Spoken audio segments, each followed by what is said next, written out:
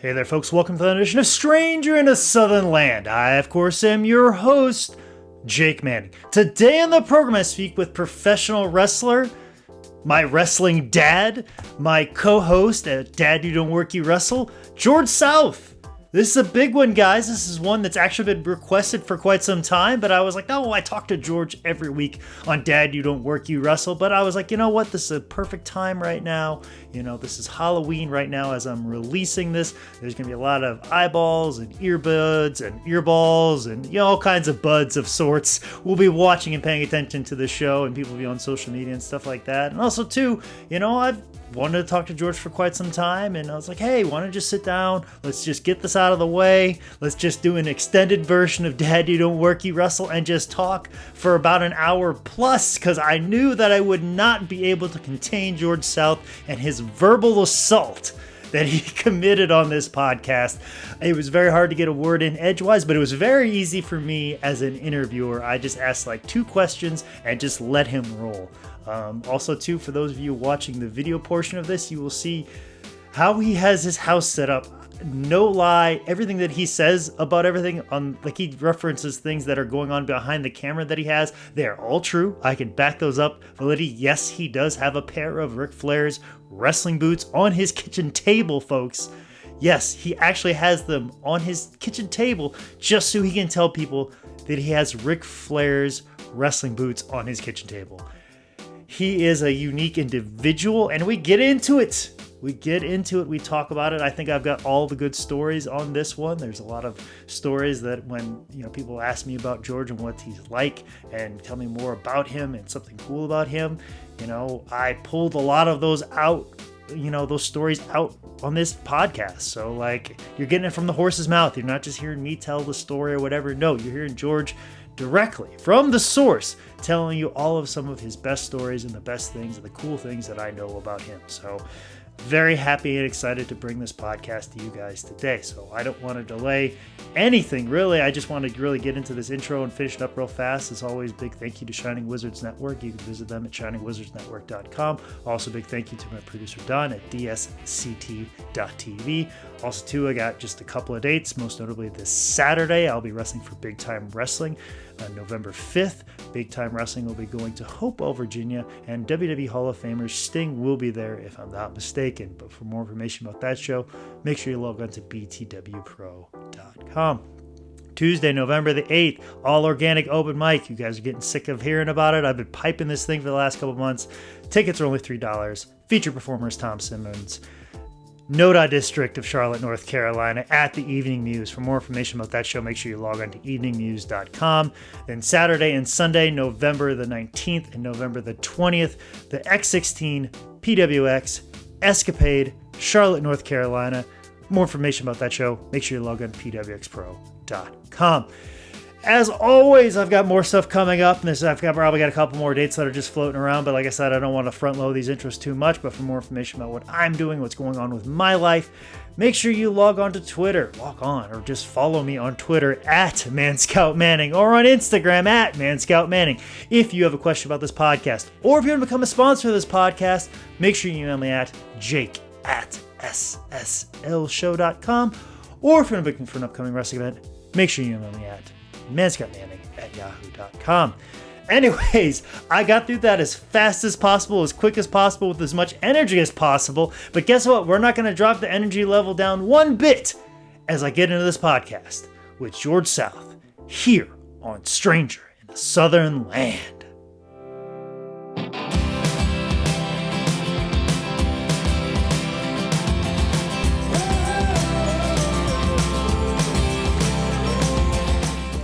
Okay. You buy a bat signal. A bat signal. And now they love me. Okay. As long as the batteries.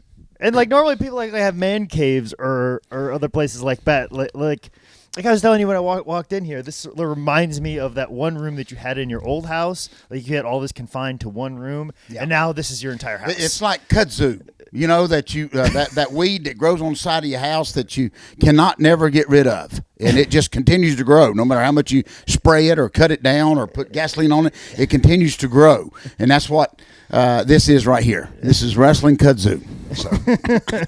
And poison ivy, that's what it is. It's poison ivy. So. Well, that's the thing. You had the museum for a while, so I was like, oh, we're going to do this in the museum. And now your museum is your entire house. It's the entire house. And it's still a work in progress.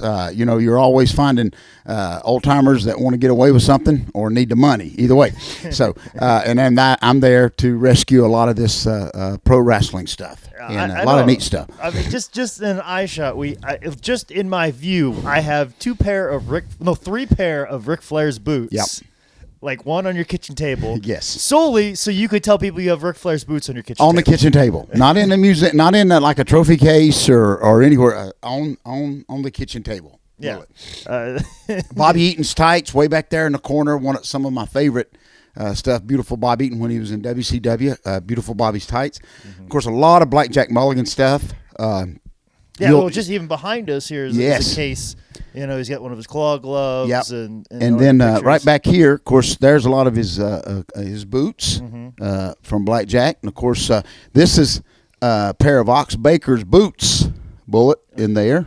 Oh, you got a couple other people. Oh, yes. Terry Taylor's, Denny Brown's, and then down at the bottom, I got a pair of Dick Slater's boots, too. So a lot of stuff. Of course, my kids say, as soon as you're dead, here we come. Flea Market City. Here we come. But I've smartened up. I have got it labeled now where when I get wrestlers to autograph stuff, personalize it to my kids. Yeah, I remember that being the big trick. Can you make this out to George Jr.? And if you want to leave out the junior part, go right ahead. Yeah, that's exactly right.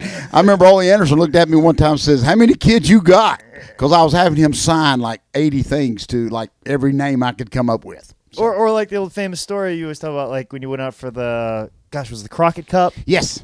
And I was so excited to be part of the Crockett Cup. This was when it was huge. 2 days in Baltimore. Of course, Mulkey Mania is running wild, and it was they tagged me with Steve Kern against Nelson Roll and Mike Graham, and I was so excited.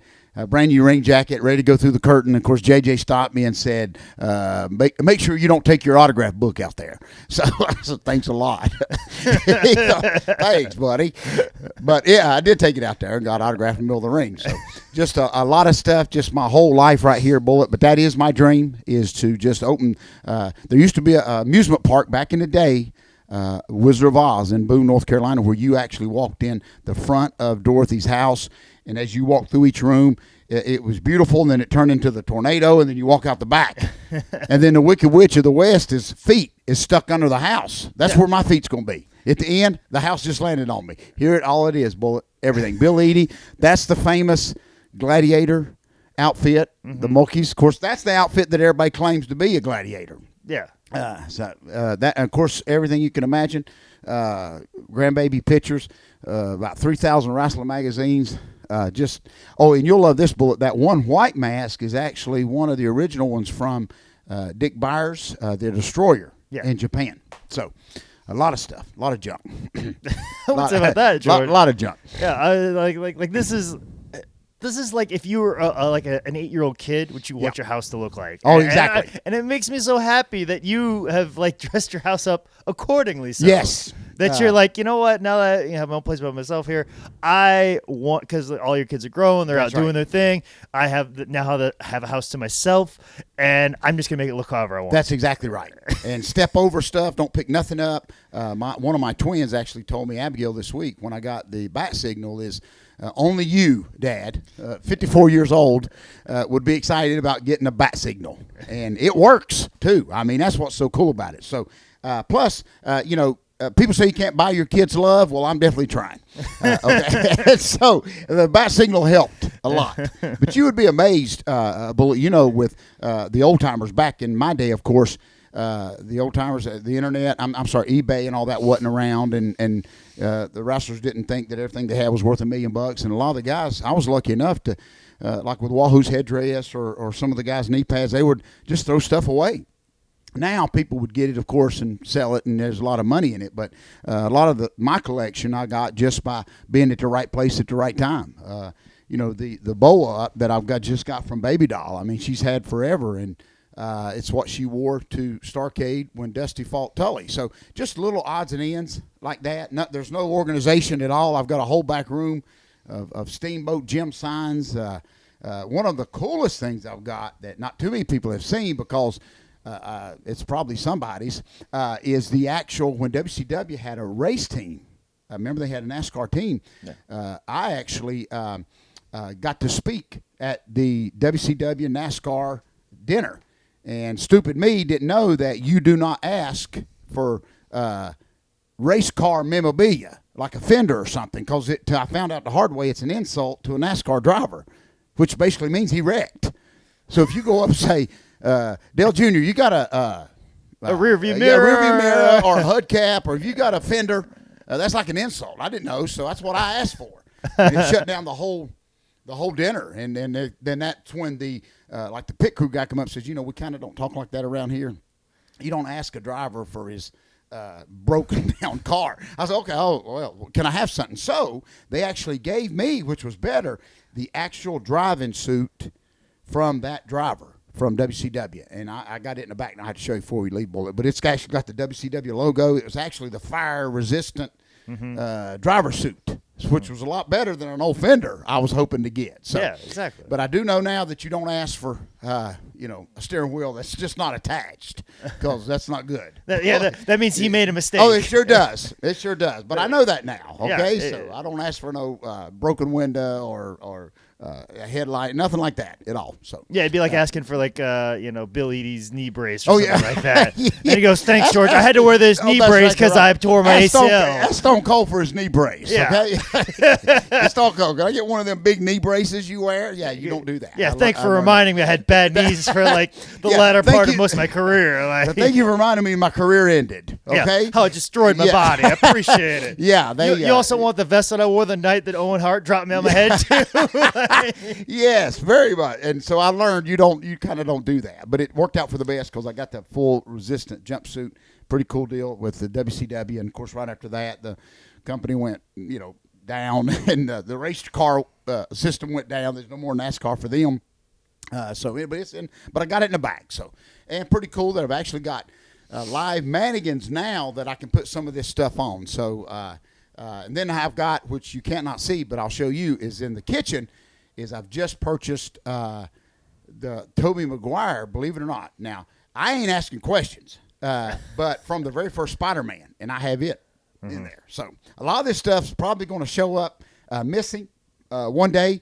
This is a big advertisement, for people to rob your house. Well, what's funny is when people, they think you can just bring it. Like I've had guys say, can you just bring Wahoo's headdress? And let us see it. And I'm thinking, yeah, right. That ain't going to happen. That ain't going to happen. So a lot of stuff. Grandbabies love it. One day they'll probably just sell it all. And I want to go to college, but no, probably just blow it.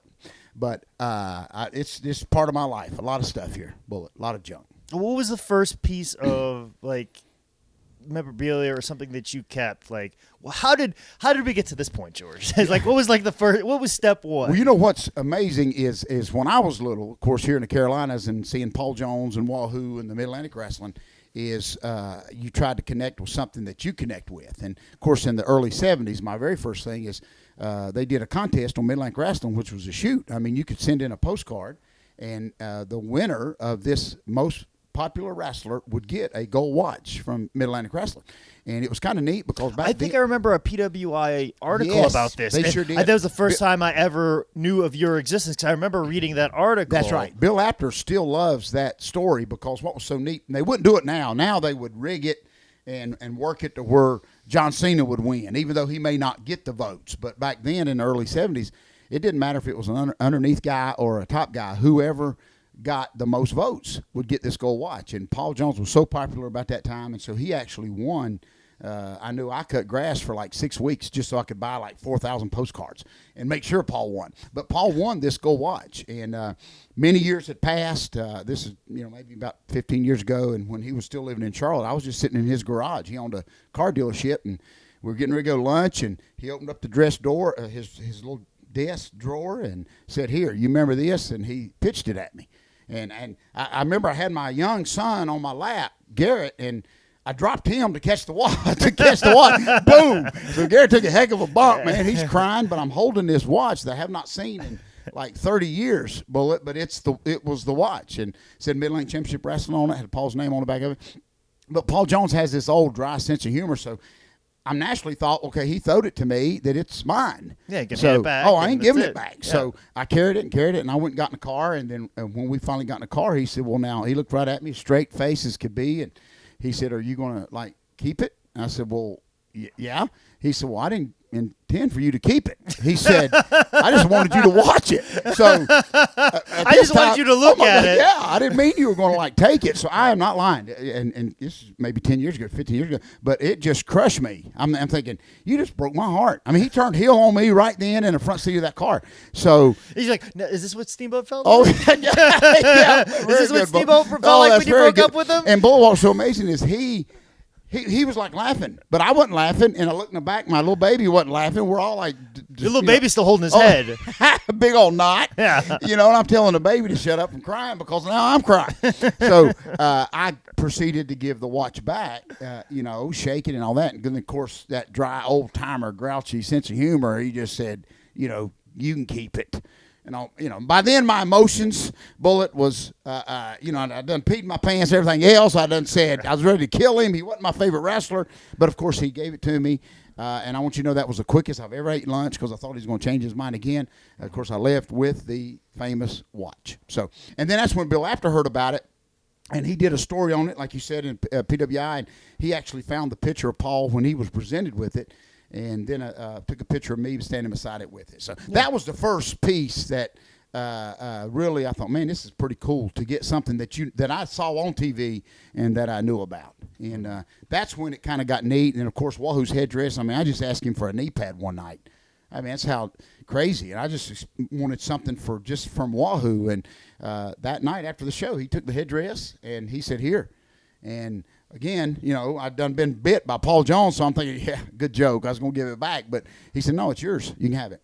And I left right then. I'll never forget. It wasn't even time for my match. I left right then, went to the car, unlocked the trunk, put it in the trunk, and just so glad that I did. Because there's no more. There may be one or two somewhere. But for that to come right from him, from Wahoo, was very special. So stuff like that. Of course, anything from Flair, because Lord knows who owns anything of Ric Flair's. Exactly. Or, just how that all, just him just losing robes and then him just not caring and then also do like the legal issues of some of them as we so found out several years ago. That's exactly right. You may be owning something that somebody else owns right now. That's very true. So I'm just waiting for somebody to pop up and say, I own those. But, my biggest regret is, of course, early on in my career when Ric Flair had me take at that time, believe it or not, Bullet, it was like 61 robes. He had every robe. And, of course, he was going to be on Good Morning America. And Olivia Walker, who made him, Wrestling 2's wife in Atlanta, I met Flair at the airport and put every one of those robes in my car and drove him to Atlanta. And I did not take one of them. That's the stupidest thing I ever done, was not steal. I don't think they would have missed one. But me. Yeah, you could have got like a house show robe that he just kind of forgot about, hadn't worn in years. Nobody would even have known, Bullet, and I would have one of those. But that's like the holy grail that I'll never. That's still in this area, like holy grail of things in this area are Flair's robes, and like how many of them have just been. Like, if they could talk, yes. If you could do a podcast with Luna Rose, I told you here in North Carolina just recently, we have that. I didn't know we had it. Downtown Charlotte, they've got like the North Carolina History Museum or something. Well, they contacted David Crockett of the Crockett family. I guess there's a small room in that museum of the history of sports and pro wrestling. Well, they contacted David Crockett wanting to know if they could get a robe of Rick's. So what does David Crockett do? He calls me. Yeah. Like I would let him have it if I had one. Exactly. And I'm thinking, David, you know Rick better than I know. You get a robe. But they never did find one. And listen, the Charlotte History Museum is cutting into my future business of running a museum out of my house. Yeah, like I'm. They're competitors. They're compete with me. That's exactly right. That's the opposition. That's David Crockett. Opposition. Yeah, I'm really going to give my business to them. No, but anyway, so that just goes along with what you've said, Bullet. That here in the Carolinas, for someone to have, and it's kind of like old folklore. Everybody's had one, or we run into people at shows that say that they've got one. Oh yeah, you know. or there's somebody like, I just happen to live down the street from Ric Flair, That's and I helped exactly him move in. And Yep. like, no, you didn't. I know. You lived in like Gastonia for like all your life. Flair that's never exactly lived right. there. That's like, exactly get right. out of here. You did not. And what's so funny, if I've learned, there's several things that I've got that, of course, you know that I've got them, but it's one of those things where, you attained them legally, but you ain't going to let nobody know that you have those in your possession. Because you don't know what people are going to think. And just a lot of neat stuff. I have the original Gorgeous George, who was way before our time, and even before his time, with the blonde hair and the gold bobby pins. I've got several of his original gold bobby pins, which was pretty cool. Of course, he threw those out to the crowd when he came to Charlotte. But those things I got just from talking to Joyce Dusick, Wally Dusick's wife, who was 85 years old. And we're talking like me and you're talking in her living room. And I told her how much I wish I could have maybe met Gorgeous George to see how, he couldn't work a lick. A lot of guys said he couldn't work, but he was just such an attraction back then. She said, well, hold on here a minute. I said, okay. I thought she'd get me a glass of tea. She goes in her little sewing room, comes back with, like 5 of his Georgie pins is what they called them, and just said, here. I was like, holy cow. So then you want to leave in a hurry and go put them up somewhere. So little stuff like, there's no telling. Here's the most amazing thing about our business, professional wrestling. There's no telling what people probably have. What was it recently? They just found the Bruno's belt. Remember, the Bruno belt between him and Ivan feuded over not long ago. A lady had it in her attic. And was just cleaning the house, and come to find out she knew somebody or was married to somebody, and so they recently found that original belt that Ivan and Bruno feuded over. So it's just up in somebody's attic. So there's no telling what's around. Yeah, it's like the old thing about Ole and the Georgia Championship tag team belts. Yeah. And like he just left it in his closet. Yeah. But he was just like, I'm done with my wife and I'm leaving. That's right. And he just left. And I remember you saying, like, why did you grab the belts? I know. and the very classic old-timey wrestler goes, when you're leaving, you don't think about that stuff. That's right. Like, when you're gone, you're gone. When you're ducking a pan and the TV's being thrown at you, you don't think to pick up the Georgia tag belts. And I said, well, that makes good sense there. So, but it's amazing. There is, we've all heard, and I think maybe WWE will do it one day. But they're all talking about a museum. We've heard about one happening in Charlotte and places like that I don't think will ever happen. But I really think that WWE one day may have a legitimate wrestling museum, not just with WWE stuff, but just with everything. That's exactly right. And I know there's one in Iowa of like a lot of good stuff too. And I visited there and I took some pictures wow. that I haven't shared them with you and stuff like that. But that place is pretty fantastic, although not as fantastic as this. No. So they wish they could have some of this stuff. And a question I've got, and I can't find an answer to it. Maybe you would even know is. Remember when we used to read the magazines and there was like a Slammers or what was it, Slammies in California that had a museum? I mean, they had, remember Sam Houston and one of the Guerreros used to do the training videos for that Slammers or Slammies or something that was in California. I remember Slammers being a name of something, and I'm drawing a little bit of a blank. Well, I was always drawn in because they actually had one of Gorgeous George, the original Gorgeous George's robes. And Fabulous Moolah had give them some stuff, and I'll never forget, in the back of the magazines where you could order them, they would always do these training videos. Mm-hmm. And, of course, Sam Houston did some of them, and then he had, of course, one of the Guerreros would do these training videos. But I thought, man, and it was like a museum, but it's just like it shut down. It's almost like the WCW restaurant, if you remember that. Yep. I remember I think they sent me one by mistake, but WCW was going to open up this restaurant when WCW was doing real good. All the boys got a letter in their check saying, could you please distribute or give something to this restaurant? They didn't care what it was. And this is the story of Flair giving a robe that nobody even knows where that robe is. And Tommy Rich gave a pair of his boots to this museum, and it was in Atlanta for a while, and I forgot, Nitro Grill or something like that. But of course, it shut down, and nobody got their stuff back. So somebody somewhere has a pretty good collection. I've got a sneaking suspicion it's probably David Crockett, if it's anybody, because he's still got some, like, from what I hear, he's got like pieces of like the WCW Nitro entranceway. Wow. Like that's what I heard, and he definitely has the blue strap NWA tag belts. Wow. Because we were doing the documentary on the Crockett's, and he had his grandson over the day, and like while we were filming, I was just paying attention to the camera, and then I look over, and there is his grandson walking around with the NWA tag team belts with the blue strap, and he's like got one around his waist and the other one just dragging on the ground, and I'm like, you are dragging around a piece of wrestling history. If I've ever wanted to hit a child, it was in that moment in time. They and I shared this with you, Bullet. They our buddy Tony Hunter did a show in Shelby with Terry Funk against Dusty Rhodes, the Hardy Boys. It was a pretty big show at the high school there, and I was at my table, and this 18-year-old guy come up to me with a book bag, and he said, "Guess what I got?" And you know, we've learned over the years just ignore them because they're full of it. And he said, and I said, "Well, get away from me, kid, if you ain't gonna buy something." And he said, "No, I have the original Mid-Atlantic heavyweight title, which." We all know that Buzz Tyler was the last one to hold it, the big old white belt. Mm-hmm. Just had all the flags on the side. Exactly. Yes. And Buzz Tyler actually left with that belt. And so anyway, the guy said, he said, "I have the original belt." And of course, I was ignoring this 18-year-old kid. And similar to what you said, he unzipped that book bag and pulled out the original. And it kind of stopped time. I mean, everybody just kind of stopped because you knew that was the belt. And what's funny is, Bullet, you don't lead on to, you may want it because then they'd automatically see dollar signs and all this kind of stuff. But he pulls out this, and his story matched the belt. I mean, he got it from Buzz Tyler, who years ago owned a bunch of video stores when Blockbuster Video and stuff was real big in the Carolinas. And he owned a bunch of those stores. So this guy's story, this kid's story matched, and but he would not let go of that belt.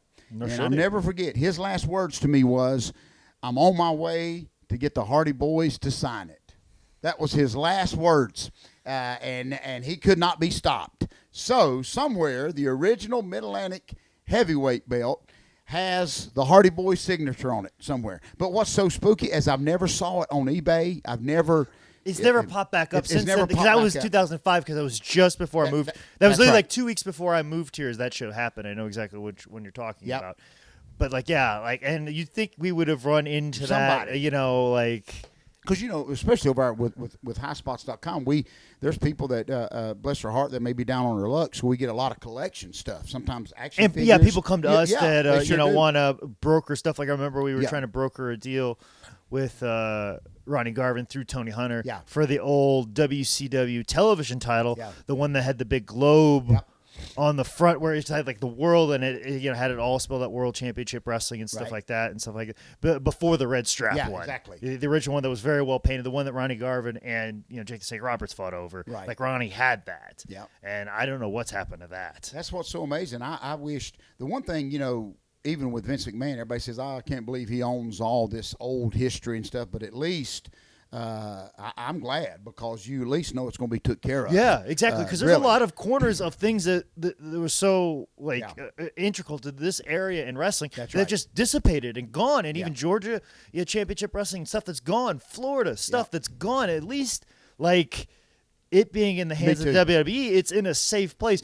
I've been to the warehouse in Connecticut to drop stuff off for them and stuff like that. Like we obviously make some of their turnbuckle pads and do some canvases with them, stuff like that. And we drop stuff off, and I was in a warehouse where they kept like the Punjabi prison. Wow. They had one of the original Piper's Pit crests there. They had like old Saturday Night's main event signs and stuff like that, like the original, not the one where they go back again. But they have a whole warehouse of a lot of this stuff just sitting there, and I've seen pictures of posted online through Instagram of people just having stuff that's in that warehouse. And I think there was somebody in that warehouse that had an Instagram account that was posting some stuff. I don't think they necessarily do that anymore, but I know somebody that was used to work there or whatever, and they posted pictures of that and the things that they had in there. And it's amazing that all the stuff they have, and I'm glad they have it because they're taking care of it. You know what I'm saying? Even the video libraries that Vince buys up, everybody gets so mad. Well, I can't believe he owns this and owns that, but if he didn't, we would never it's see. just the light of day with the network. Right. Like the network just released all this like rare stuff that It sure like did. nobody had. Yeah. You know what I'm saying? And they can release it and put it out for people and stuff You like know, that. what was it last year? I think even, and you don't know what to believe on the internet, but Triple H actually, I think, went to Florida. That's where they want to do this museum, is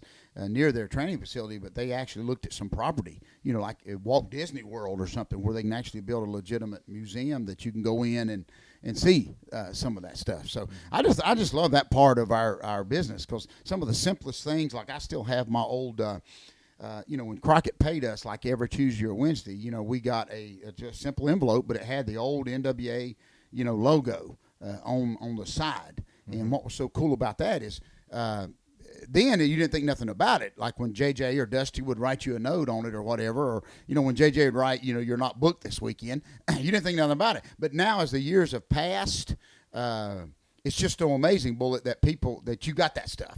The old NWA letterheads, you know, with like Bob Geigel's name on it and stuff like that. And I was just fortunate enough, you know, to have it in here and just save that stuff. The old Crockett check stubs. I wished I'd have pulled some of them out.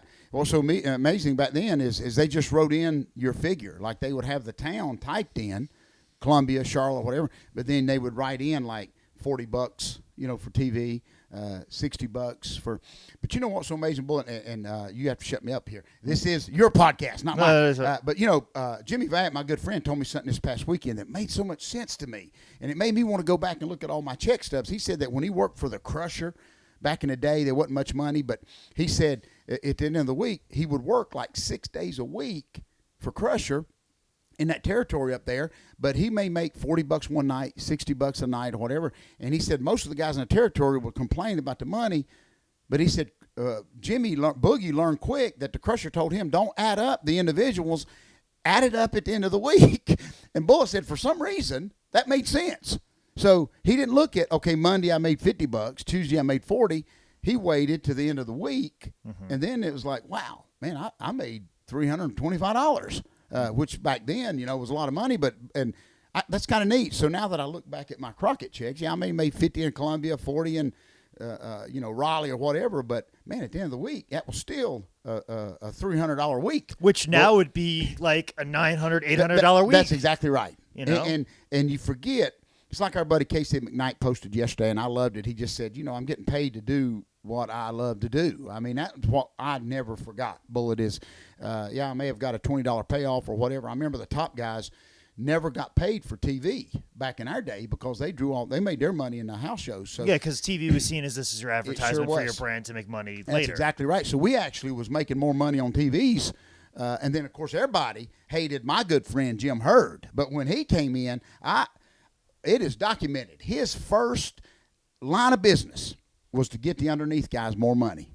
So I know he killed the company and put 1 million people out of work, but he took care of me. So I love Jim Hurd. But I am not lying. Our money went from like $25 a TV, Bullet, to like $100 a shot. Plus, Jim Hurd was the one that said, okay, these guys are driving. They get $100 extra for gas. I remember we used to have 14 guys leaving from Charlotte to go to Atlanta. Every one of us would drive.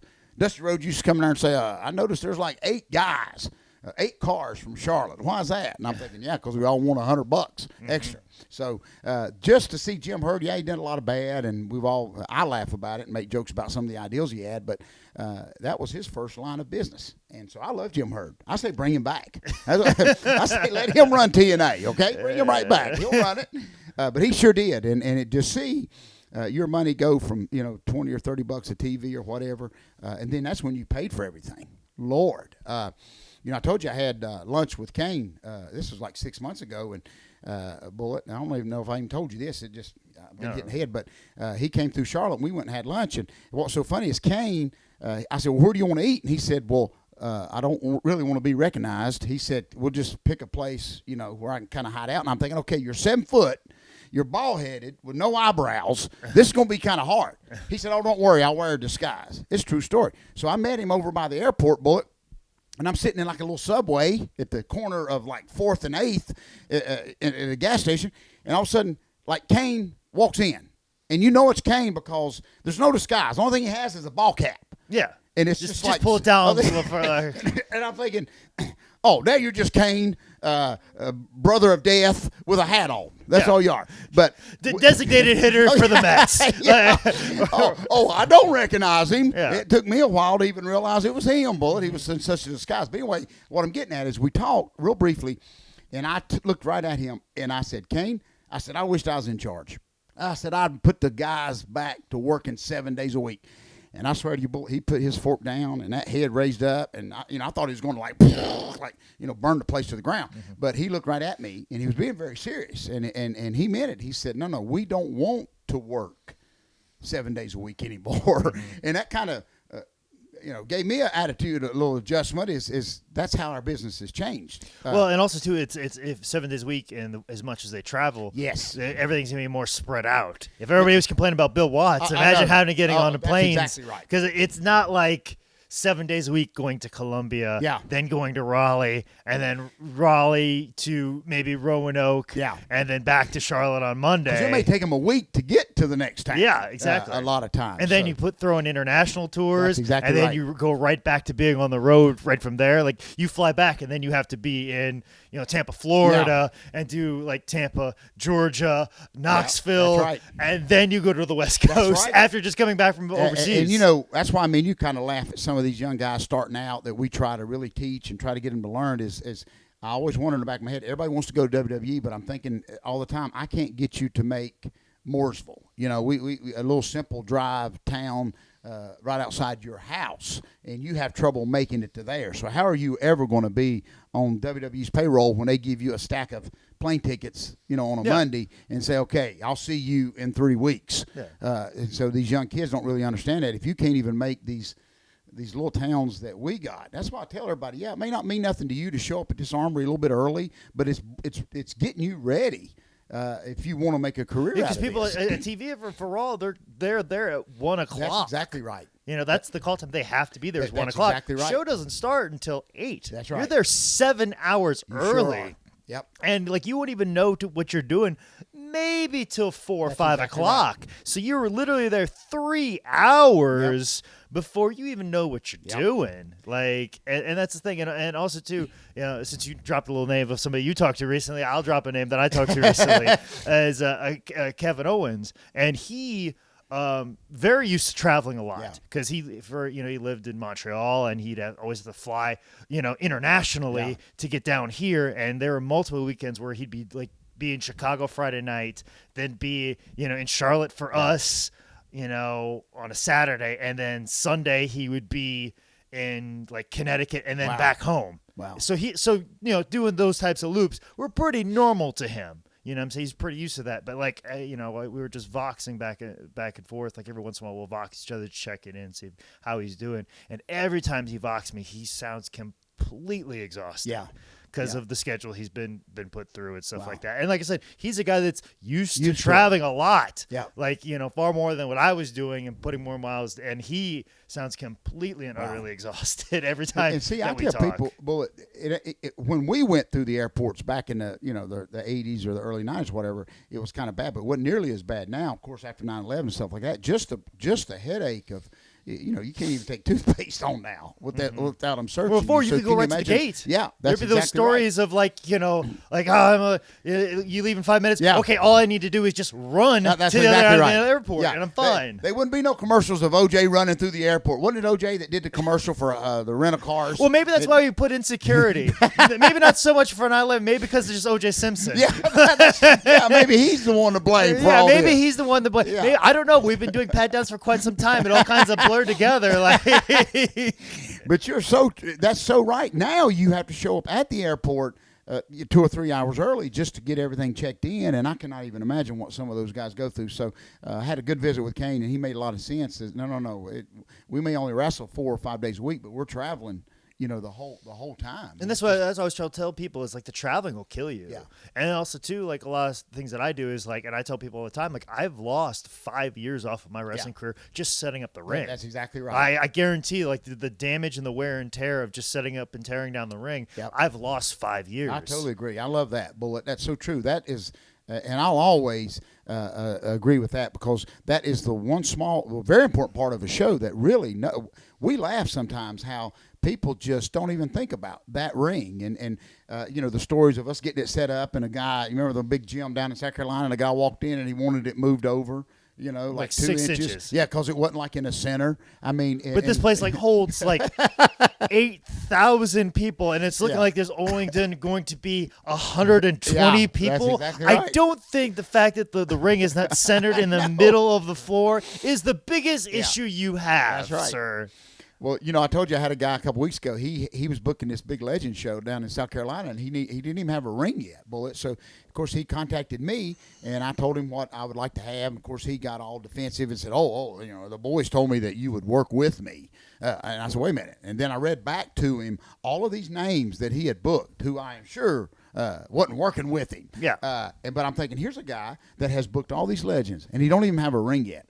And I told him, and of course I never went. I don't know whatever happened to him, but he did not understand that that's probably the first thing you probably should have secured was a ring before you got all those names.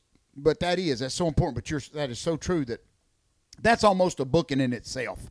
And then sometimes even with you were putting the matches together. You were helping some of the guys line up their matches, and not just the ring or the work and wrestling part. Then you got to go out and actually entertain. Well, and then there's the video, and then a lot of times I got to worry about the merchandise and stuff. Exactly right. That's why I like PWX. I'm glad that I've let Zane and Caleb kind of just handle the ring. Yeah.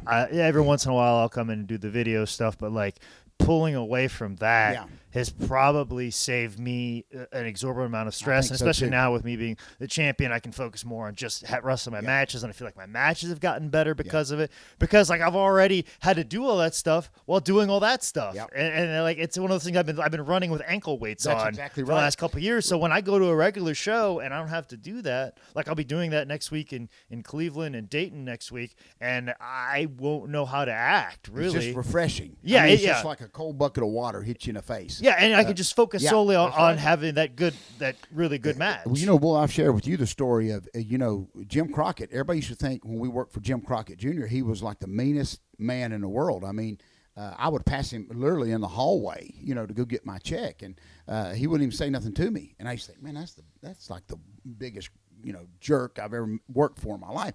But several years ago, I actually, of course, when Crockett, many years ago, but there used to be a dog pound. I guess you still called them dog pounds back then, but where you could go in and look at puppies and adopt them or whatever. But little George, when he was little, before we picked up my check, we used to go by there and just let him look at the puppies.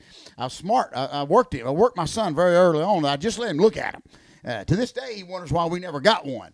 But I remember seeing Jim Crockett in that dog pound one day, and the most nicest, unbelievable. I didn't think it was the same guy that had just signed my paycheck. He was friendly. He asked me questions. He actually knew my son's name. He actually knew my name, which was very impressive. Bullet. But I always wondered about that. Why it just they're right beside each other, the two buildings. But later on, he told me. Because I asked him, I said, dang, you're not even the same guy that I just saw with this dog. But you know what he told me? He says, I didn't have to babysit at the dog pound. And I don't know if that's what you call it. Probably get letters about that. We don't call him a dog pound anymore. But he made good sense as he said, I don't have to babysit there. And that made so much sense to me, because then it started, we get a little bit taste of that of some of the boys that you worry about them showing up. You worry about them.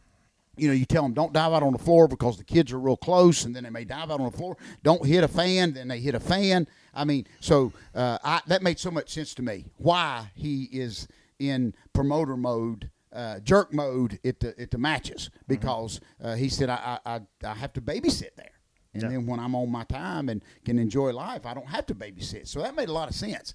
You got a bunch of grown men. I remember one time at Dusty Rhodes, Sting had just become popular. I mean, he had just blonde hair. He had just come here from Bill Watts. He was like the hottest thing in the world. And this was like the morning of that famous basketball game. And we were all like having pre-warm-ups and just warming up. And I remember Sting had been on the road, not just with Bill Watts, but he had came here, and it had been like 4 weeks since he'd seen his family. And he actually went up to Dusty right in front of all of us and just asked Dusty for some time off. And Dusty looked right at him, and he was serious. Dusty said, "What is that?"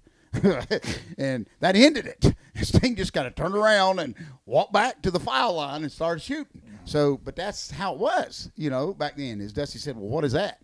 And Sting didn't argue, didn't say nothing. But he was a man missing his family. But looking back on it, like Jim Crockett Promotion didn't last that long, so it's very important to get that money. That's exactly right. And also, too, though, that's kind of the way wrestling worked in that aspect. Is like you heard a lot of guys that they starved and they suffered through their 20s. Yeah. They made their money in their 30s, and then when they got to their 40s, they were putting everybody over and they were out the door, and they're retired before they hit 50. Yeah. So the idea is you have to make enough money then you could. And a lot of those guys would make investments in the community or whatever territory they wanted to settle in. Like, okay, I really dug living in the Carolinas, so my last territory would be the Carolinas, and then I'll just get a car wash, a video store, a bar, or whatever, and then that's what I'm going to do in my retirement, because that's how it was set up, and that was the structure of it. That's exactly right. So everybody's coming off that and is like, we have to make as much money as we can because we have to live off this on the back end. Yeah. But then, like, they were making so much money, they're like, oh, well, this is going to kind of keep going for right. a while. That's right. There was that trick there in the 80s that a lot of people fell into, and that's, It was always next week's check. I used to ask some of those guys, well shouldn't we start saving money?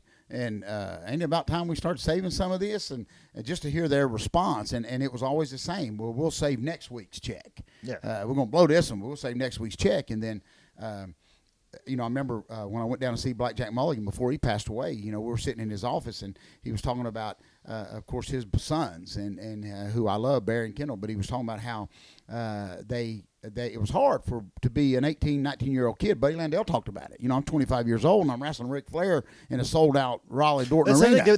There was a youth movement, but see, the thing is, when you made your money back then, like I said, in those 30s, you were responsible enough to handle it. That's but all of a exactly sudden, right. there's this youth movement. We want to see younger kids, and all of a sudden, the guys in the 20s are making their exactly money, right. and they don't know how to deal with that whatsoever. That's exactly right. Yeah, and this, Bullet, I tell fans now, or even wrestlers, there's no reason now in WWE that anybody should be bankrupt, because WWE actually hires, they've got full-time staff that will help you invest your money and show you what to do. Whereas, Bullet, in our day, you just wadded it up and put it in your boot and just carried it on to the next town. So there's really, that part of wrestling I just love, is now there's ways for guys to invest. I talked to Goldust. We joked about his outfit looking out my window, but he told me not long ago. He said, "I know Cody's my brother." He said, "But I kind of hate him." He said, "He's done made more money in 2 years than I've made in 25." So. How's that possible? Like, Goldust was there during Rock and Austin. Oh, I know. So what's so amazing about that, Bullet, is... Now, he didn't have a lot of the issues that probably, like, Dustin had to deal with at the time, like through divorces and everything else. Well, Bullet, I always, and I was just so lucky, so fortunate, so thankful that I just tried. Seriously, everybody says, yeah, right. But I just tried to do the opposite. I seen, when I was with Crockett, I seen so many guys screw up. And I don't want nobody to screw up, but... just for whatever reason, I've told you stories of guys coming down from Portland that they were making $20 a night in Portland, and they get here, and Dusty would test you. And I remember one, they did a tag match, and it was like Ole tagged with this guy from Portland, and they worked like Magnum or something like that. And all three guys got like $1,000 payoff. It was a heck of a house. But the guy from Portland got like $600. And the next day, Monday, he was in the office threatening to beat Jim Crockett up because he made $600. Now, he just made $20 last week, but he was fired. He was fired right then, gone. And so I didn't want to see or hear of any of this, but what a learning experience to say, okay, I'm not a smart man, but I sure could do something with $600. And I'm not, and I would just do the opposite, if that makes sense, of what I've seen so many guys do. Bullet, and just by wrong choices. And I made a lot of bad choices, but I thought, man, I'm not going to do that. And so I've been able to keep a job and to stay around. And a lot of it is just that old-fashioned, sit in the back seat of a car when you're going on to town and just listening and keeping your mouth shut and doing the opposite of what certain people did. One thing that I always took pride in, Bullet, and he used to get so mad at me, is I always was so thankful. I mean, I don't care if I had one book in a week. I would call Dusty Rhodes Monday morning before he got to that office and either leave a message or I'd wait on him to get there. And I'd just thank him for that one booking. And it got so bad to where later he would just say, like on a Sunday, he'd say, George, I know you appreciate, so you ain't got to call me in the morning. But I always would. Because, man, I just, I always looked at it. If my check was $50, I thought, man, I just got paid $50 for doing something that I love. I'm not out like digging ditches, cutting grass or anything. I'm not. It's almost like you wasn't really working. I mean, I'm out here in front of these people. Told you, first big payoff, they paid me $500 in Charlotte. I wrestled Ron Bass. Ron Bass beat me with the claw in like 3 minutes. I got the check the next payday. It was $500. And boy, I'm not lying. I went in to Ann, the secretary at that time, and I thought it was a mistake. I thought they added a zero. I thought they added a zero. And I actually asked her. I can remember it like it was yesterday. Is it okay to cash this? And everybody like in the office kind of laughed. Like, you hick? Yes. It's like Jack Clampett just finally got a check. Okay? Yeah. But I went and photocopied the check. It was just, wow. So I thought, to this day, I'll say it to anybody, if I made that just one time, I cannot even imagine what some of these top guys in the Carolinas made. That's why I'm very, very defensive of Dusty. Yeah, everybody says Dusty killed it and all this kind of stuff. But, buddy, when we were all cashing in big checks, we all loved the dream then. But I know what I made. And it wasn't much, but I was saying, well, this goof on Facebook just said I was rich and famous. So if he only knew the heat that caused with my kids, because my kids think I'm holding out on them. That guy's a real idiot now. Your kids are in your backyard with the shovels in the mason digging. jars. They're back there now. Oh, they're back there now digging. Bullet, wanting to know where's all this money, rich and famous. Yeah, where's the mason jars? But Bullet, that's what a lot of fans think automatically, that they don't see what we do to do what we do, and they think we're all rich, we're all fine. And the same with football players is the aspect of football players are all you rich, whatever, but the low guy is not making that much. And the thing is that people don't understand is, yeah, sure, you sign for, let's say $1 million or whatever, and you're the second offensive guard on the depth chart, and you were in the NFL, you were rich and famous. No, that $1 million is pretty much all the money you're going to make for the rest of your life, because your vocation is playing professional football, which you can only really kind of do until your mid to early 30s. That's right. And then you have to live another 30 years off that. So true. Sure, over the span of my life, I'll make $1 million.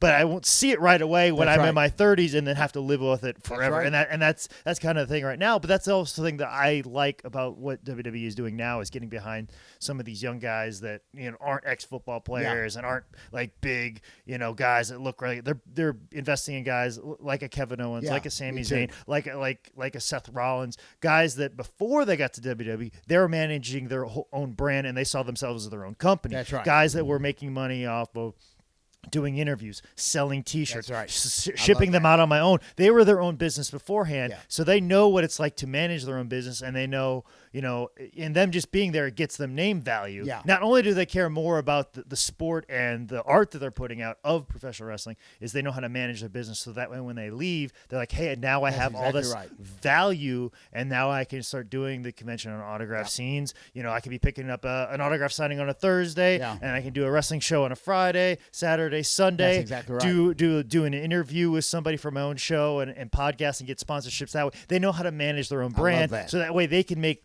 money off of wrestling and off their reputation for the next 20 years. As opposed to what guys are doing before. And it's almost like if WWE cut them off right now, they would still survive. That's what I love. And they might make just as much money for a considerable amount of time, especially as long as they can still be in the ring and stuff like that. But even as those years diminish and wane on, they can still produce an empire that can make money without it. And that's what I like now, is not only do you have guys that care more about the art, but you have the guys that have a business acumen to continue on and be shining examples of what professional wrestling can do for people. As opposed to being as opposed to what we've been seeing now, what we saw a couple of years ago of people dying and passing away and drug overdoses and stuff like that. We're going to see a lot of shining examples here in probably the next 10 to 20 years of what the good professional wrestler can do. Old timers used to tell us, and it makes so much sense now with what you just said, is they would say, use the business for your benefit. Don't let it use you for its benefit. And that made so much sense. Well, it took me a while to understand that, and it's kind of what you said. It's the greatest business in the world, but get the best of it. Don't let it get the best of you. And it really does open up an unbelievable amount of doors.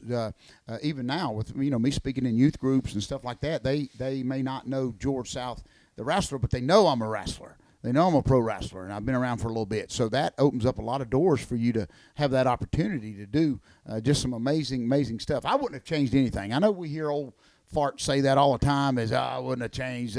But I really wouldn't have. I would have tried to listen more. Still ain't got a clue, what I'm doing. I'm very thankful that, even then, you ain't got time really to now, but I did stay and watch the matches, What's funny now is people say now that you should stay and watch, and I'm thinking, yeah, right. It was hard watching it the first time. I sure ain't gonna stay. But then you really tried to learn a little bit and stay, and of course we all rode together, so you couldn't leave if you wanted to. But really, what I was able to watch and learn, and even some of the bad stuff. Just learn and take away from that. So it was just really a very, very special time. We really depended on each other. We were together with each other more than and it's like Jimmy Valiant. Boogie tells me all the time, everybody thinks their time was the greatest time in wrestling.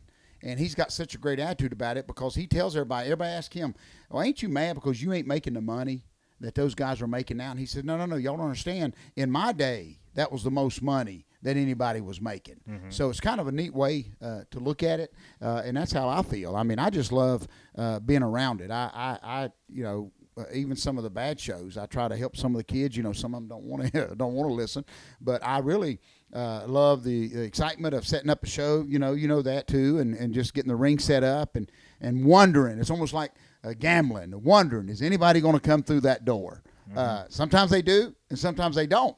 But it's just exciting, and I think that every now and then, buddy, you sell it out, and then that just sucks you right back in, and you think, man, this is pretty cool. I laugh because we just delivered a ring to a guy. He bought like a $6,000 ring, and I just say, well, good luck, because they always say the same thing. I'm going to do it different, mm-hmm. And I say, good luck. Good luck. I don't know what you can do that's different. Like I might hit the jackpot or you might not. Yeah, that's exactly right. It really is. It's a weird alchemy that can't even be figured out, yeah. And it depends everywhere. And like people try and recreate something that happens over here and it doesn't work over here. It's just a weird alchemy of a series of events, and sometimes it depends on talent, sometimes it doesn't, sometimes it depends on promoting, sometimes it depends on geographic location. That's right. Sometimes it depends on all things that you don't even know about. That's right. It's just the weirdest and thing see, ever. You know me, boy, and that's why I love you so much. And our little group of the few people we let in our group is I go to these matches to have fun. I really do. I know we got to make money. Old timers have said, "Man, George, you act like we ain't supposed to get paid." I said, "Shut up." I mean, I know we got to get paid, but man, I love. I can have more fun us just cracking jokes at somebody, or you know what I'm saying. I know people ain't gonna understand that, but yeah, we got to have a match. We got to have fun, but I don't go to the events to be miserable, and that's why I tell you choose happiness. Oh, exactly, and that's why I tell all these. Most people that know you that got cussed out about you might think differently. but like, I know. You literally do try and have a good, good day try. every day. But when a guy like happened, when we were together, I think you were with me. Was in West Virginia for Big Time Wrestling. When a guy comes over and picks up one of your hood and puts it on his wife's head without even asking. And then I say something smart like, I didn't try your wife on before she married you, then he gets very defensive. So you still deal with jerks, but people just walked in like after you just set up the whole ring, hey, could you do this? Or that turnbuckle pad looks a little crooked there, and like you did nothing other than walk in the building with a whole bunch of keys on your side. My all-time favorite is when me and you, when Hermie Sadler, our buddy NASCAR, was running some shows, and we had just set the ring up, and the Dudleys on there. You may not remember this, but the Dudleys had just got back from this death match tour of like Japan. I mean, exploding barbed wire. But they still had light bulbs in their head. I mean, just got here and they had gotten a ring right after we'd set it up. And I'll never forget Bubba Ray hitting those ropes and telling us that they were too loose. And I don't know why that made me start laughing, but it did. You just survived death match 12,000. Or even the time that Sabu, like one of the boards was a little kicked over to the side a little bit, so it was a little bit of an edge, but it's only like on one side, and they were just like the padding was cut a little bit, and it just was showing this one little corner of a board, and Sabu, like, of course, of all the sides, it was one of those 6-sided rings. Yes. He had 5 other sides to choose, but he happened to go on this one side where this one board is, and Sabu like just kind of like hit the board on accident, and with kind of a shin, he goes, oh, and he looked down and goes, oh, that's dangerous. And I'm like, everything you do is dangerous. Yeah. The condition you're going to be in when you get in the ring, that's dangerous. Oh, and us setting up that, which we had that privilege of setting up that 6 ring, and that was one of the, that's something I'll never forget. It's almost like we just backed the trailer up and slammed on brakes and just let it all fall out. That was a better chance of trying to, because it was on wheels, which like that whole thing was even. And I've been around every kind of ring possible, but setting up that 6-sided thing, you just hope that you got it right, because I don't think it ever went together the same way twice. And it had to go up the same way, the same exact way, but I don't know if we did that every time. What was so funny is the padding, it was just, I'm so glad we were not around. Remember, the padding had to be cut, not like you're normally cut. It had to be cut a weird way to fit on this 6-sided ring. And the different pieces and stuff like that, and nothing's uniform, and you can't put it like, a four-sided ring you can put in a square, rectangle. You can do certain things like that, and you can quadrant it all properly. But when you have like jagged like edges and 45 degrees that you're trying to jam into places, it just doesn't work out. Bullet, you were with me that night. So many good memories. But you remember that night we used they were going to use 2 rings. And they were going to do the 2 by side, and I think this was for Hermie Sadler too. And so we had set up 2 rings. Well, the other ring didn't have any ring aprons around it, and they were really upset. Hermie was pretty upset that it didn't have other ones. So they asked me. I just happened to have my ring on a trailer, and I said, "Well, I've got some aprons, but they don't look that bad." And he said, "Well, could you use them?" And I'll never forget. I went up there and got him, put them on, and he was so upset that they didn't match, And I'm thinking, "Oh my gosh, we had nothing. We had nothing. I know. We have something." No, before we had nothing. That's exactly right. That's my most infuriating thing too. Is and I understand anybody that runs a show. Anybody that runs a show. Every single show is their WrestleMania, and they want it to look a specific and certain way.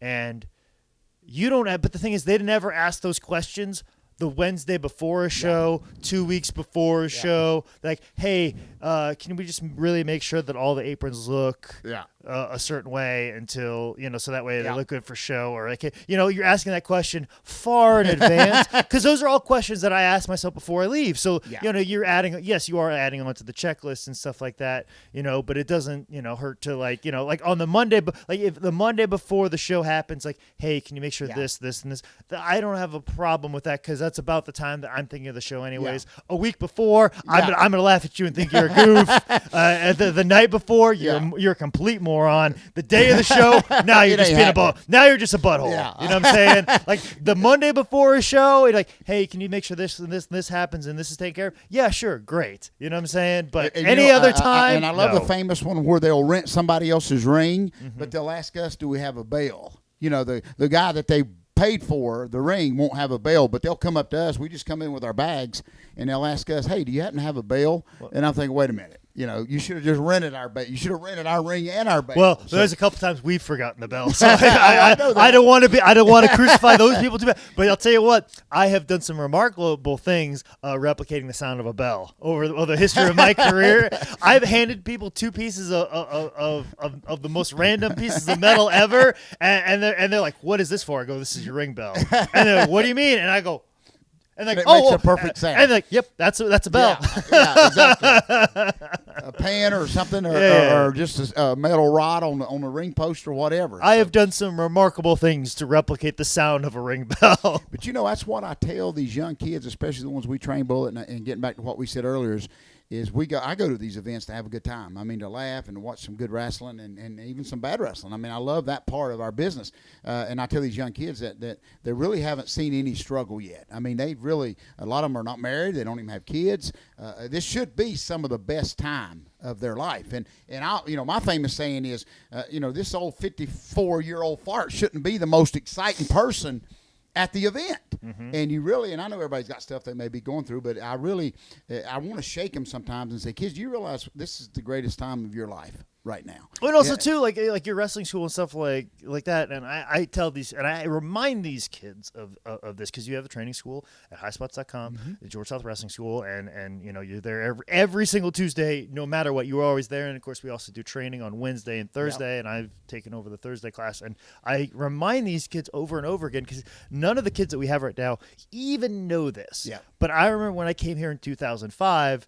Not to take any shots or anything at you or whatever, but when I said that I was training with George South, a lot of people scoffed. Oh, yes. Like, were you there? Okay. Yeah. There's a couple. You started getting heat right away. Yeah, there's a couple. Yeah, because let me tell you what he did to me, Yeah, and then there might be a old timer or two that would like, tell him hello, but it was never like they never looked upon anybody that was trained necessarily by you as somebody as like, we can use this kid or this is good, but through time.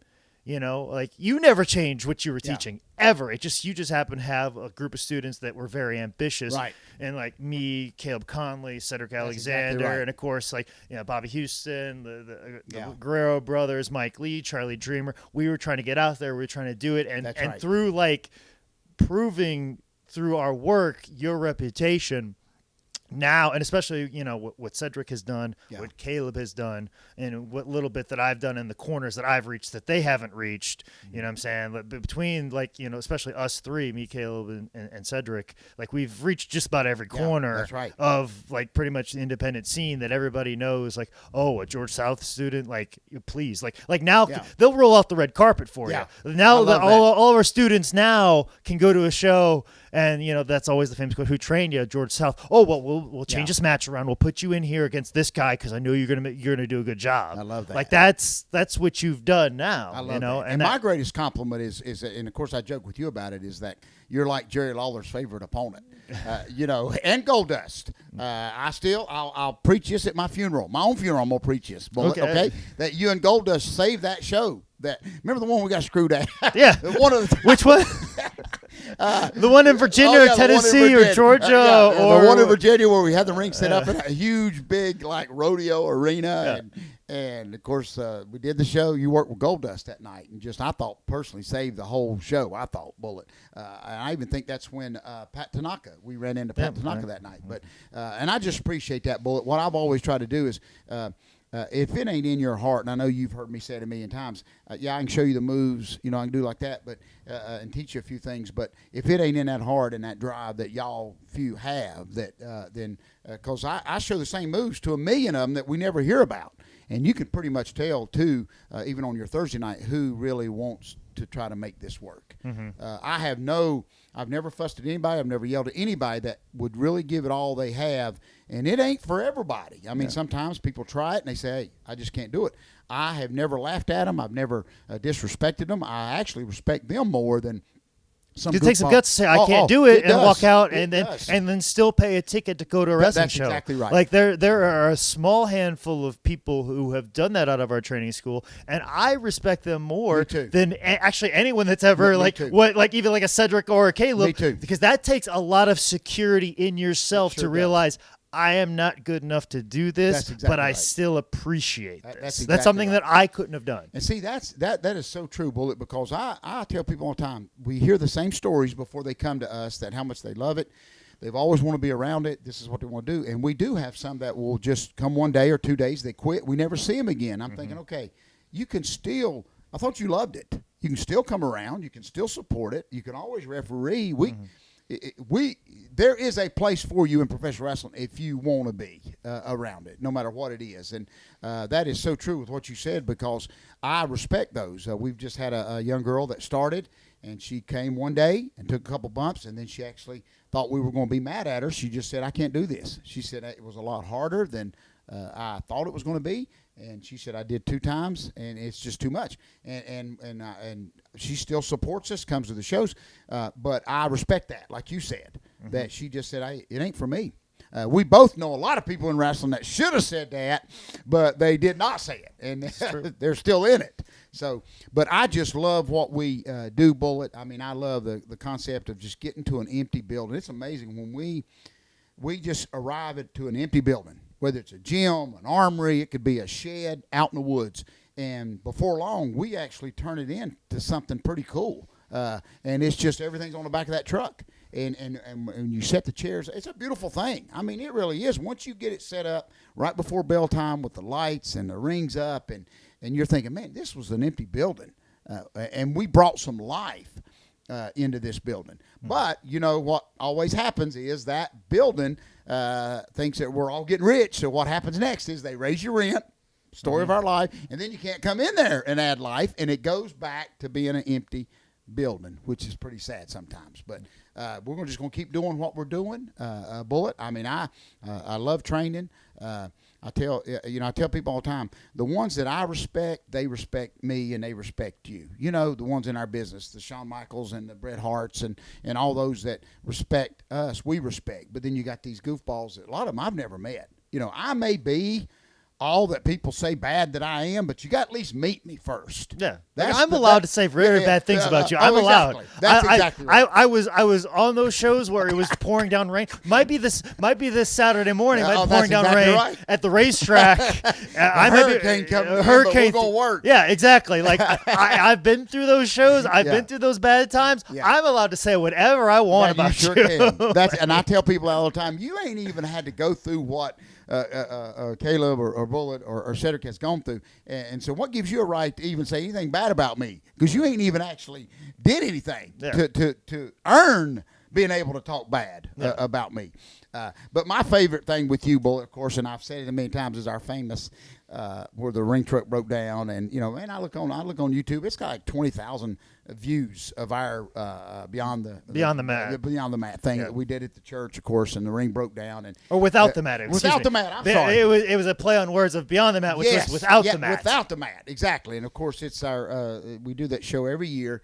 200 kids there. They're wanting a book bag, and all they want to do is see some wrestling. The ring trucks broke down. And when it happens, folks, listen to me. Everybody says, I've even had smart alecs say, well, why didn't y'all get another ring? When the truck breaks down like 30 minutes before. But see, that's the thing, though. We didn't have another ring because we didn't even have a trailer to even get the training school ring there because our rental ring was getting fixed or it was being sold. And so we didn't even have a trailer to get the ring that we had set up in the school, and we did not have a rental ring, so we had 0 rings available half an hour before the show. But, Bullet, I had just been on Interstate 85, just grabbed what I could, left the truck there, and basically walked to this event. And then when I get there, everybody's freaking out because I was a little bit late, and what are we going to do? What are we going to do? And you were practically getting dressed. That was the greatest compliment that I'd ever got. Everybody's like, we're canceling the show. I remember Cedric, and I looked right at me, we're canceling the show, right? I go, no, we're not. We're going to wrestle in that grass over there.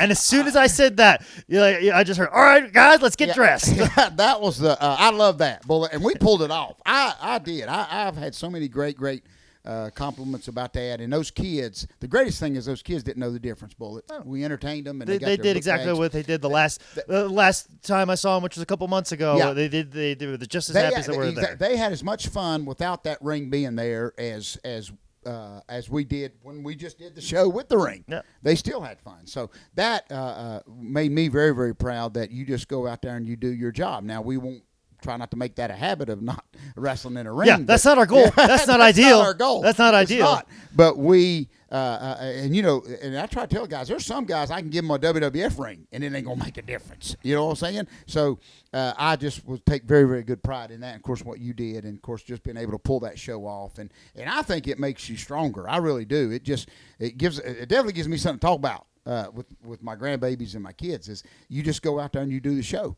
I remember Flair and Harley talking about that ring that they kept at in St. Louis was just an old boxing ring, and it was just so hard. And luckily, when I went out there for Dusty, they'd actually brought another ring in by that time. But just those famous stories of Flair and Harley still going out there. Then there's even stories of their ring truck actually breaking out. Klondike Bill told me that they had a sold-out show in Wilmington, North Carolina, at the Legion Stadium. And, I mean, Tim Woods, Mr. Wrestling, it was just Flair, Wahoo, all of them, and the truck broke down. And he said they went out there and they wrestled on the 50-yard line.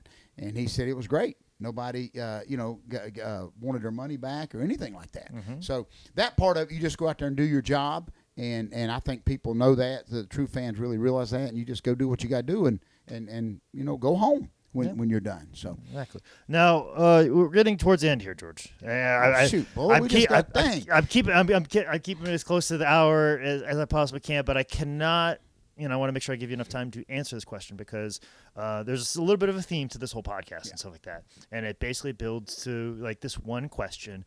And I'm not gonna let you off the hook, even though you're kind of like my dad, as I can't let you off the hook even with this tough question. But basically, I started this podcast to get people of all walks of life, all varying degrees of success.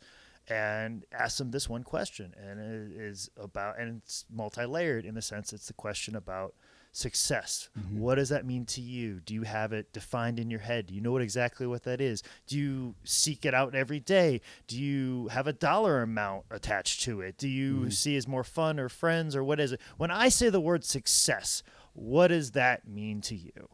Well, it is, and I'm so glad you asked me that, and this is how we'll finish. As I did John Boy and Billy's radio show many years ago, and they lined me up with a film crew, and the film crew actually came into Charlotte 6 a.m. in the morning on a Monday to film George South. And before we started filming, they followed me to school to drop the kids off.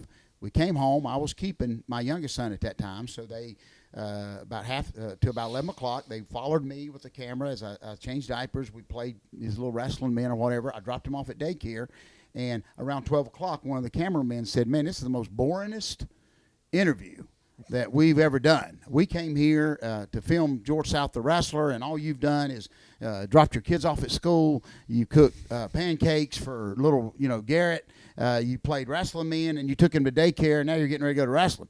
He said, "We can't use any of this." He said, "This is the most unsuccessful interview that we've ever done."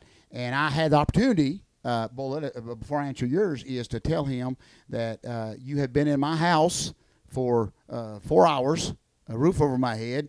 That car that I had to move so y'all could pull your van in is paid for, and all of my kids are healthy, and I'm healthy. And I had been a professional wrestler at that time for, 12, 14 years or whatever. But I said, I am the most successful person in the world. And now on film, they didn't use any of it.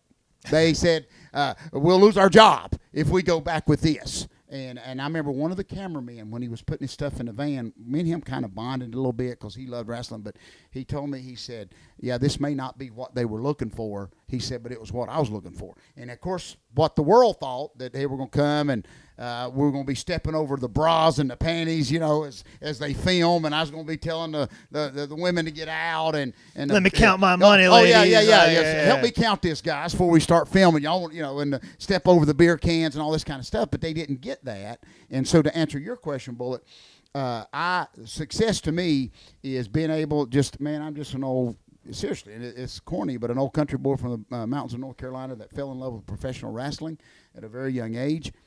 And it's all I ever wanted to do. And I have been truly blessed by the Lord to be able to actually do something. And here's my little pat on the back that Barry Horowitz, back in the day, $100,000 wasn't much money. But $100,000 is a lot of money today. But anyway, that's a whole other story. I shared that moment with you. But anyway, as I pat myself on the back, my testimony to success, Bullet, is it ain't always been easy for me. I wasn't never, maybe twice in my career in 40 years, I was ever in a main event. One time, it was because New Breed had a car wreck and they needed somebody to stick in there. So my success story is got to be more to it than fame and fortune, Bullet, because I didn't have fame and fortune. I wasn't Dusty. I didn't get it, so we got to adjust everything. We got to adjust everything. I was not Dusty's. Now he loved me here, but I was not like Dusty's favorite opponent, in case you wrestling fans didn't realize that. So here's my thing, Bullet, and I could do a whole podcast on this. I know we got finishes. Is my achievement that I'm very, very proud of is I've just kept on keeping on. And success for me is, Bullet, I put 5 kids. They should be a statue of me just in some park somewhere just for putting 5 kids through school, Bullet. Now, we've had run-ins with them, let me tell you. And me and Little George have butt heads. Mm-hmm. Listen, when your favorite, when you are Road Warrior Hawk's, at 15 years old, you're Road Warrior Hawk's favorite buddy, and what do you think your son's going to act towards Dad, okay? Mm-hmm. So we butt heads a lot. So, and I'll sum all this up, Bullet, but that's success. I raised 5 kids. I put 5 kids through school with professional wrestling, not in the main events. Not in the main events. That's, everybody says, "Oh, yeah, it's easy." And I may have screwed it up, too. I always believe this, and I'll shut up, is God knew what I could handle. I used to say many times coming home when I'd have 2 bookings and I'd see some young kid come in I remember Hard Rock Ricky Reese came in, and he was going to change the world. He was going to be the next Tony Atlas. And he came in, and he took like 2 weeks of my bookings because he was a new face. And I sat home, and I used to cry. I'm not literally, Bullet. I'd drive home from Raleigh TV just so mad. And I'd question God, and I said, why in the world is Ricky Reese coming here and took all my bookings? But as I look back, Bullet, God knew what I could handle. I can sit here and tell you and tell these great fans that, yeah, if I'd have made a $100 million contract, I could have handled it. Maybe I wouldn't have handled it. And maybe I still, who knows, Bullet, if I would be able to sit here and do this podcast with you. God knew the end before the beginning of my career. And so success to me is I'm still feeling it, Bullet, every morning. And I'll sum it up with this. I've been summing it up for the last 30 minutes, Bullet. Gene Anderson's been saying go home, and I'm going to say I'll go home when I get ready. Okay? Don't you tell me when to go home. But it's a perfect example, Bullet, of the guy that I just had a run-in with on Facebook. I don't think I've ever met him, but he just said I had no right to tell the world that everything's going to be okay because his dad is paralyzed and can't leave the house. And I tried to explain to this young man that you still have your dad. You see, I'd give anything to have my dad, even if he's paralyzed, Bullet. Mm-hmm. So it is full circle how you look at everything. I think personally that I did a half-decent job because I was not always everybody's favorite, Bullet. I wasn't a jerk. I wasn't a butthole. I did everything I was told. But if you look back at my history, and that's why I've almost made a career out of losing, Bullet. And that's where I think you did better with it than me.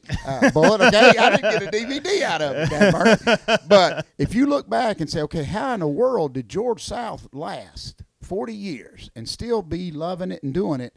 Because he wasn't a main eventer. Know where he went. I mean, really, I wasn't. I'll be the first one to admit that.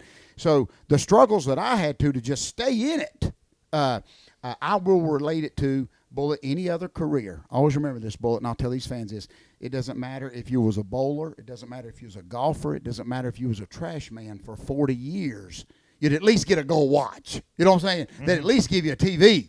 But for some reason in our business, the longer you stay in it and the more you love it, it's almost like the fans look down at you a little bit. And they think, well, you're just an old fart and you need to quit or whatever. You're too old. And I've never understood that. Here's a man that I'm very proud of myself, that I've been able to raise my kids.